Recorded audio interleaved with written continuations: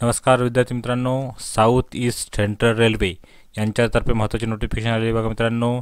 तर हे नोटिफिकेशन काय बघू मित्रांनो, तर बघा अप्रेंटिसशिप ॲक्ट 1961च्या आणि 1992 यांच्यातर्फे हे जे अप्रेंटिसशिप करायला मिळते विद्यार्थ्यांना, त्याच्याकरता ही नोटिफिकेशन आहे.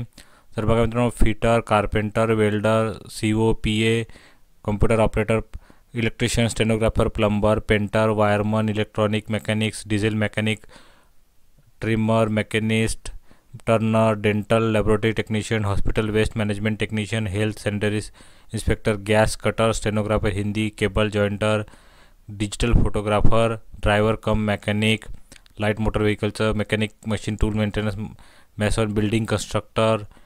तसेच बघा मित्रांनो, वर्कशॉपसाठी बघा मित्रांनो, fitter, welder, carpenter, painter, turner, skeletal, steno practice, electrician, CO, PA या पदाकरता बघा मित्रांनो वॅकन्सी झालेल्या आहेत.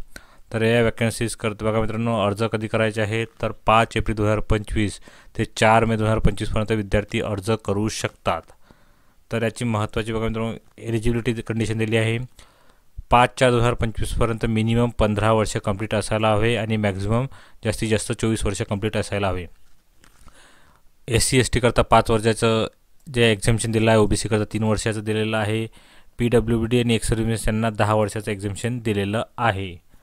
त्यानंतर बघा मित्रांनो, त्यांनी स्पेशल दिलेलं आहे की तुमची जी बर्थ आहे, बर्थ डेट, तुमचा जन्म कधी झालेला असावा या पदाकरता अर्ज करण्याकरता. तर अनरिझर्वचे जे आहेत त्यांचं दिलं त्यांनी 5/4/2001 व ते 5/4/2010 यामध्येच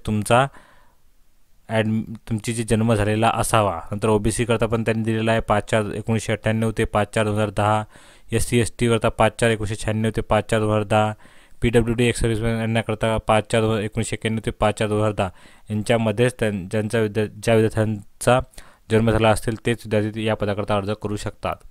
तर एज्युकेशन क्वालिफिकेशन बघा मित्रांनो, मिनिमम 10वी पास असली पाहिजे 50 मार्क्ससोबतच बघा मित्रांनो नॅशनल ट्रेड ॲप सर्टिफिकेट, ITIचं सर्टिफिकेट असलं पाहिजे, national council for vocational training किंवा प्रोव्हिजनल सर्टिफिकेट असलं पाहिजे national council for vocational training यांच्यातर्फे किंवा state council of vocational training यांच्यातर्फे दिलेलं ITIचं सर्टिफिकेट असायला हवं. सोबतच बघा मित्रांनो, 10th आणि ITI मार्क्सचं पोर्टल जे क्वालिफिकेशन सेक्शनमध्ये ते भरायचं आहे. बाकी जर काही एज्युकेशन असेल तर ते हायर क्वालिफिकेशन भरू नये फॉर्म भरताना. बाकी सिलेक्शन कसं होणार आहे, तर पर्सेंटेजच्या जे मिळाले आहेत त्यांना त्याच्या बेसवर लिस्ट लागणार आहे, मेरिट लिस्ट, आणि त्याच्या बेसवर तुम्हाला सिलेक्शन होणार आहे. कशासाठी आहे तर नागपूर डिव्हिजन आणि मोतीबाग वर्कशॉप नागपूर यांच्याकरता. ट्रेनिंग आणि स्टायपंड बघा मित्रांनो, जे 2 वर्षाचा ITI झालेला असेल त्यांना मिळणार आहे 8,050 आणि ज्यांचा 1 वर्षाचा ITI झालेला आहे त्यांना 7,700.